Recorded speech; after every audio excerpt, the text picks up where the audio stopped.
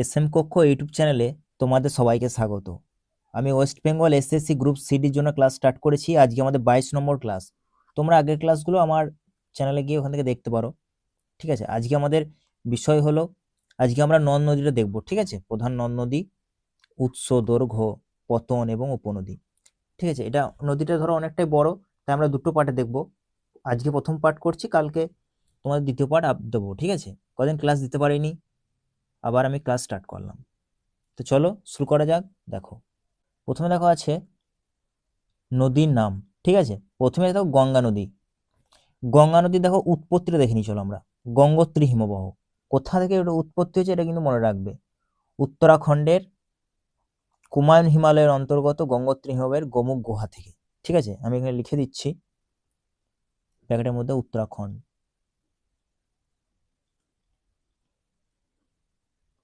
উত্তরাখণ্ডের যে কুমায়ুন হিমালয় আছে, কুমায়ুন হিমালয়ের অন্তর্গত গঙ্গোত্রী হিমবাহের গোমুখ গুহা থেকে এর উৎপত্তি, এটা মনে রাখবে। ঠিক আছে, আর এর দৈর্ঘ্য বললে 2525 কিমি।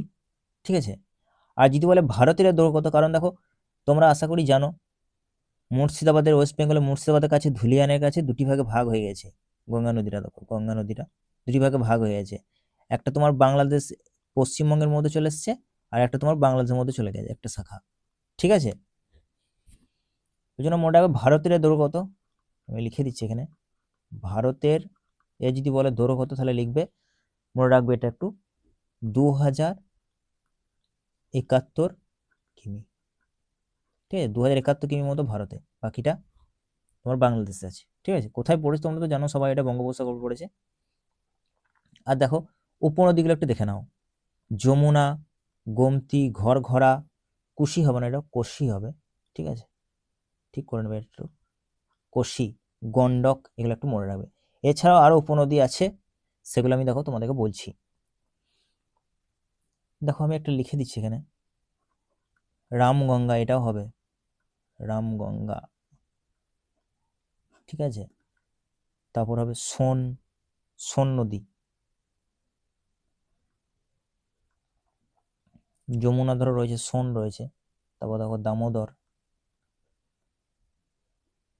দামোদর। ঠিক আছে, তারপর হচ্ছে কংসাবতী, কংসাবতী। তারপর ধরো রূপনারায়ণ রয়েছে, রূপনারায়ণ রয়েছে। ঠিক আছে, এই কটা মনে রাখবে তাহলে মানে অনেক। ঠিক আছে, নেক্সট দেখো, নেক্সট চলে এসো গোদাবরী নদীতে। দেখো কোথা থেকে উৎপত্তি হয়েছে না, তিম্বক পর্বত থেকে উৎপত্তি হয়েছে। তাহলে গোদাবরী কোথা থেকে উৎপত্তি হয়েছে, তিম্বক পর্বত থেকে উৎপত্তি হয়েছে। এবং এই তিম্বক পর্বতটা কোথায় সেটা তো জানতে হবে না, পড়তে পারে। তাহলে দেখো মহারাষ্ট্রের নাসিক জেলার তিম্বক যে পর্বত বা মালভূমি, সেখান থেকে উৎপত্তি হয়েছে। এর মনে রাখবো মহারাষ্ট্রে আছে, আমি লিখে দিচ্ছি এখানে, মহারাষ্ট্র। ঠিক আছে, মহারাষ্ট্রের তিম্বক পর্বত থেকে উৎপত্তি হয়েছে, নাসিক জেলার তিম্বক পর্বত থেকে উৎপত্তি হয়েছে। দৈর্ঘ্যটা মনে রাখবে 1465 কিলোমিটার দৈর্ঘ্য এর। ঠিক আছে, কোথায় পড়েছে তোমরা জানো, এটা যে বঙ্গোপসাগরে পড়েছে। আর এর উপনদীগুলি কিন্তু ইম্পর্টেন্ট, উপনদীগুলি পরীক্ষায় কিন্তু পড়ে। প্রাণহিতা, ইন্দ্রাবতী, মঞ্জিরা, এগুলো তোমাদেরকে মনে রাখতে হবে। এছাড়াও দেখো আমি আরো কিছু লিখে দিচ্ছি, যেমন একটা মনে রাখো পেন গঙ্গাটা মনে রাখবে, পেন গঙ্গা, পেন গঙ্গা করতে পারে। পেন গঙ্গা কার উপনদী, মনে রাখবে গোদাবরী, পেন গঙ্গা হবে। তারপর দেখো একটা মনে রাখবে ওয়ার্ধা, ওয়ার্ধা, এটাও মনে রাখবে, পেন গঙ্গা, ওয়ার্ধা। ঠিক আছে, এখানে দেখো মঞ্জিরা আছে, প্রাণহিতা আছে, ইন্দ্রাবতী আছে, এগুলো তো আছেই। আর পেন গঙ্গাটা, ঠিক আছে, পেন গঙ্গা মনে তার সঙ্গে সঙ্গে ওয়েন গঙ্গাটা মনে রাখবে, এটা একটা বটে এর উপনদী, এটা মনে থাকবে ভালো আর কি। পেন গঙ্গা, ওয়েন গঙ্গা, প্রাণহিতা, ইন্দ্রাবতী, মঞ্জিরা আর ওয়ার্ধা, এগুলো একটু মনে রাখবে। নেক্সট দেখো, নেক্সট চলে আসো কাবেরীতে। এবার দেখো এখানের মধ্যে আরো অনেক কিছু আছে, বাট আমি অত বলছি না কোন কোন রাজ্যের মধ্যে প্রভাবিত হয়েছে। অত হাই লেভেলের আশা করছি প্রশ্ন গ্রুপ ডিতে আসবে না, তবু আমি যখন এমসিকিউ করাবো না, তখন আমি তোমাদেরকে এগুলো কিন্তু কভার করে দেবো। ঠিক আছে, ওখানে কভার করে দেবো। আর এটা একটা মনে রাখবে গোদাবরী নদীটা সম্পর্কে, যেটা দক্ষিণ ভারতের দীর্ঘতম নদী। এটা একটু মনে রাখবে, দক্ষিণ ভারতের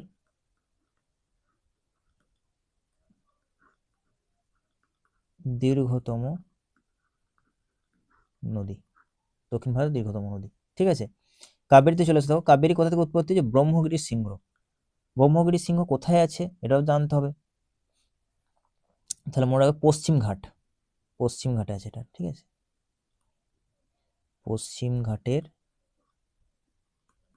ব্রহ্মগিরির সিংহ বা পর্বত থেকে উৎপত্তি হয়েছে কাবেরী নদী। দৈর্ঘ্য কত? মনে রাখবে 805 কিলোমিটার বা 800 কিলোমিটার মনে রাখবে, তাহলে হবে। আর যদি বলে কোথায় পড়েছে, তোমরা জানো বঙ্গোপসাগরে পড়েছে। আর এর উপনদীগুলি ভেরি ভেরি ইম্পর্টেন্ট, হিমাবতী, দেববতী, সিমুসা নাকি, সিমুসা, তারপর হচ্ছে ভবানী। নেক্সট দেখো মহানদী। মহানদী কোথা থেকে উৎপত্তি হয়েছে দেখো, সিয়াওড়া উচ্চভূমি থেকে। কোথায় এটা উচ্চভূমিটা কোথায় আছে এটা মনে রাখবে, ছত্তিশগড়।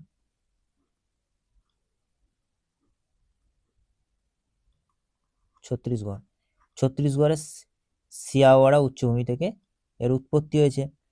এর দৈর্ঘ্য কত? 858 কিলোমিটার। ঠিক আছে, বা 858 বা কোথাও কোথাও 800 তোমার 51 আছে, 51 কিলোমিটার। ঠিক আছে, যে কোথায় পড়েছে? বঙ্গোপসাগরে পড়েছে। আর উপনদীগুলো একটু মনে রাখবে, যে হাঁসদা, মান্দ, ইব, তারপর হচ্ছে আর একটা মনে রাখবে ওং, ওং এটা উপনদী। ঠিক আছে, তাহলে মান্দ, এটা মনে রাখবে মান্দ, হাঁসদা, মান্দ, ইব, ওং, আর একটা মনে রাখবে তেল। ব্যাস এই কটা মনে রাখবে, তাহলে ঠিক আছে, এতেই হয়ে যাবে। তারপর দেখো তাপ্তি। তাপ্তি কোথা থেকে উৎপত্তি হয়েছে? মহাদেব পর্বত। এটা একটু মনে রাখবে, তাপ্তি কোথা থেকে উৎপত্তি হয়েছে? মহাদেব পর্বত থেকে উৎপত্তি হয়েছে। কোথায় আছে এটা? মনে রাখবে মধ্যপ্রদেশের, এমপি লিখে দিলাম। ঠিক আছে, এখানে মধ্যপ্রদেশের তাপ্তি মহাদেব পর্বত। কোথায় মহাদেব পর্বত থেকে উৎপত্তি লাভ করেছে? কোথায় আছে এটা? মধ্যপ্রদেশে। ঠিক আছে, আর এর যদি দৈর্ঘ্য বলা হয় 724 কিমি মনে রাখবে। কোথায় পড়েছে তাপ্তি নদী? তাহলে হবে কাম্বে উপসাগর।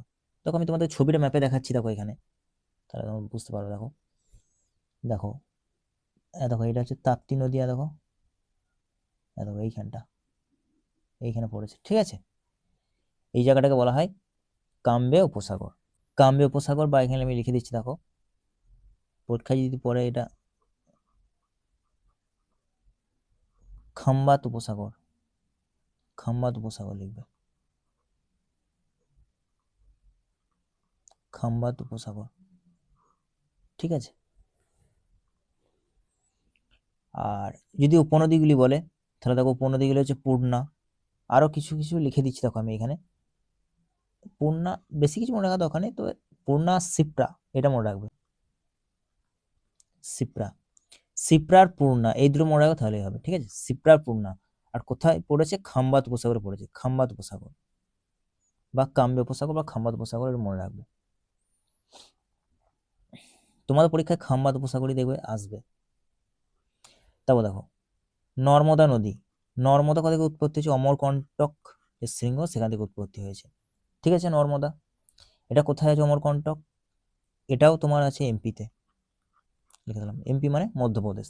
ঠিক আছে, কোথায় পড়েছে? কামে বা খাম্বাত উপসাগর, এখানে লিখে দিচ্ছি খাম্বাত। ঠিক আছে, খাম্বাত উপসাগরে তোমার পড়েছে। মোহনা যদি বলে কোথায় কোথায় পতিত হয়েছে, তাহলে খাম্বাত উপসাগরে।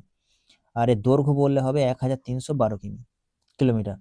ঠিক আছে, আর দেখো উপনদীগুলি তোমাদের মনে রাখতে পারলে খুব ভালো হয়। উপনদীগুলি আমি বলে দিচ্ছি এখানে, বেশি কিছু মনে রাখা দরকার নেই, তবে কিন্তু দু চারটা মনে রাখতে হবে। যেমন হচ্ছে দেখো তাওয়া, এটা অনেক ইম্পর্টেন্ট কিন্তু, ভেরি ভেরি।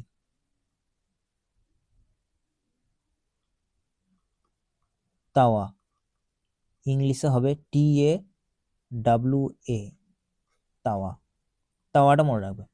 তাওয়া কার? নর্মদার উপনদী। ঠিক আছে, নেক্সট দেখো,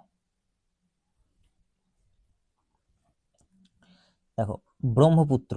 ঠিক আছে, ব্রহ্মপুত্র উৎপত্তি যদি বল কোথা থেকে, তাহলে হবে চিমায়ুংদুং হিমবাহ। ঠিক আছে, এবার দেখো চিমাংদুং যে হিমবাহ এটা কোথায় আছে এটা তোমাদেরকে জানতে হবে। দেখো আমি এখানে লিখে দিচ্ছি চিমাংদুং হিমবাহটি কোথায় আছে, লোকেশনটা। এটা মনে রাখবে তিব্বত, তিব্বত আছে, ঠিক আছে, তিব্বতের মানস সরোবর, মানস সরোবর, এটা মনে রাখবে তিব্বতের মানস সরোবর চিমাংদুং হিমবাহ থেকে উৎপত্তি হয়েছে। দৈর্ঘ্য বলে 3848 কিলোমিটার। কোথায় পড়েছে? আশা করছি তোমরা জানো বঙ্গোপসাগরে পড়েছে। আর যদি বলে এর উপনদীগুলি কি কি, তাহলে মনে রাখবে তিস্তা হবে, তোরসা হবে, এর উপনদী অনেক আছে। আমি দেখো লিখে দিচ্ছি, তোমাদের যতগুলো পারছি লিখে দিচ্ছি। দেখো ধানসিরি, ধানসিরি, তারপর হচ্ছে সুবর্ণসিরি, ঠিক আছে, ধানসিরি, সুবর্ণসিরি, তারপর হচ্ছে কামেং, কামেংটাও হবে,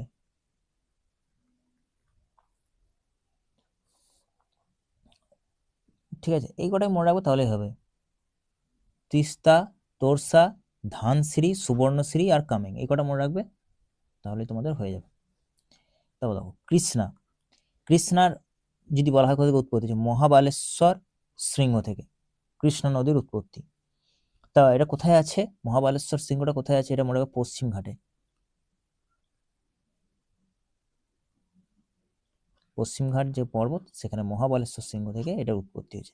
দৈর্ঘ্য কত এর, 1400 কিলোমিটার। কোথায় পড়েছে, এটা বঙ্গোপসাগরেই পড়েছে।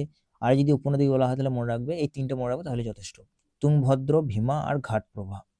আর একটা মনে রাখতে পারো, কয়নাটা মনে রাখতে পারো, কয়না, ঠিক আছে, ভীমা, ঘাটপ্রভা, তুঙ্গভদ্রা, কয়নাটা মনে রাখবে। আর দেখো আরো অনেক কিছুই আছে, আমি তোকে বলে দিচ্ছি, কারণ যদি পড়ে যায় পরীক্ষা বলা যায় না। এটা মনে রাখবে, দুধ গঙ্গাটা মনে রাখবে, ইম্পর্টেন্ট কিন্তু এটা, দুধ গঙ্গা, দুধ গঙ্গাটা, দুধ গঙ্গা কার উপনদী, কৃষ্ণার উপনদী, মনে রাখবে, ঠিক আছে। এবার দেখো সিন্ধুতে চলে এসো, সিন্ধু নদী, সিন্ধু নদীর উৎপত্তি দেখো কোথা থেকে, সিনকা কাব উষ্ণ প্রস্রবণ থেকে।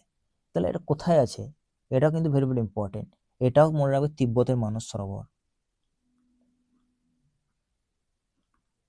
তিব্বতের মানস সরোবর। তাহলে এটাও মনে রাখবে, সিনকাবাব কোথায় আছে, উষ্ণ প্রস্রবণ কোথায় আছে, তিব্বতের মানস সরোবর থেকে উৎপত্তি, এই উষ্ণ প্রস্রবণ থেকে, ঠিক আছে। যদি বলে দৈর্ঘ্য 3180 কিলোমিটার, কোথায় পড়েছে, এটা একটু মনে রাখবে, আরব সাগরে পড়েছে। আর উপনদীগুলো একটু মনে রাখবে, বিপাশা, বিতস্তা, চন্দ্রভাগা, ইন্দ্রাবতী এবং শতদ্র, এগুলো সব হচ্ছে সিন্ধুর উপনদী, ঠিক আছে, ভেরি ভেরি ইম্পর্টেন্ট কিন্তু। আর দেখো লুনি, দেখো লুনি, এটা মনে রাখতে হবে, অতটা ইম্পর্টেন্ট নদী নয়, তবে মনে রাখতে হবে। লুনি নদীর উৎপত্তি কোথা থেকে, আনাস সাগর থেকে, ঠিক আছে। এখান থেকে বেশি কিছু মনে রাখার দরকার নেই, কিন্তু তবু মনে রাখতে কোথা থেকে উৎপত্তি হয়ে যায়, কোথায় পড়েছে, কচ্ছের রণে পড়েছে, আর আনাস সাগর থেকে উৎপত্তি, ব্যাস এইটুকু মনে রাখবে তাহলেই হবে, লুনি নদী। দেখো সুবর্ণরেখাটা ইম্পর্টেন্ট, ছোটনাগপুর মালভূমি থেকে উৎপত্তি হয়েছে এর, কোথায় পড়েছে, বঙ্গোপসাগরে পড়েছে, ঠিক আছে। এদের যে দৌড়গুলো না, দৌড়গুলো মনে রাখার কোনো দরকার নেই, এর দৈর্ঘ্যগুলো মনে রাখার দরকার নেই, দৌড়গুলো করার দরকার নেই একদম। তোমরা সুবর্ণরেখা থেকে উৎপত্তি হয়েছে, কোথায় পড়েছে, এইটুকু মনে রাখবে। ছোটনাগপুর মালভূমিতে উৎপত্তি হয়েছে, বঙ্গোপসাগরে পড়েছে। তাহলে লুনি নদী কোথা থেকে উৎপত্তি হয়েছে, আনাস সাগর থেকে উৎপত্তি হয়েছে, আর কচ্ছের রণে পড়েছে, শুধু এইটুকু মনে রাখবে। আর দেখো ব্রাহ্মণী নদীটা মনে রাখবে, ব্রাহ্মণী নদী কোথা থেকে উৎপত্তি হয়েছে, এটাও ছোটনাগপুর মালভূমি থেকে উৎপত্তি হয়েছে, কোথায় পড়েছে, বঙ্গোপসাগরে পড়েছে, ব্যাস শুধু এইটুকু মনে রাখবে, ঠিক আছে। তাহলে আজকে দেখো আমাদের এই ছিল একটা ছোট্ট ক্লাস। তোমাদের ক্লাস কেমন লাগলো অবশ্যই কমেন্ট করে জানাবে। আর তোমরা আরো কোন কোন টপিকের উপর ক্লাস চাও সেটাও আমাকে জানাতে পারো, ঠিক আছে। আমি এর পার্ট 2টা করাবো, কারণ আরো একটু আছে, আজকে করালে ক্লাসটা অনেক বড় হয়ে যাবে, পরের দিনে করাবো, তারপরে আমি এমসিকিউটা করাবো, ঠিক আছে। পুরো ভিডিওটা দেখার জন্য তোমাদের সবাইকে অসংখ্য ধন্যবাদ।